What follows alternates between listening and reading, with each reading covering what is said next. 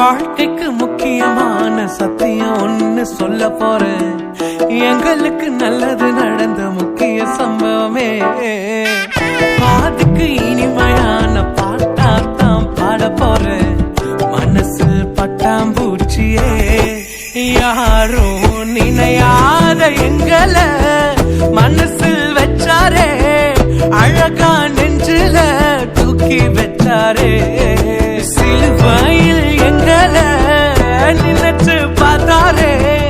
அதோட எங்களை வாழ வச்சாரே.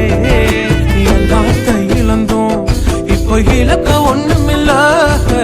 என்ன சந்தோஷம் இப்ப ஏன்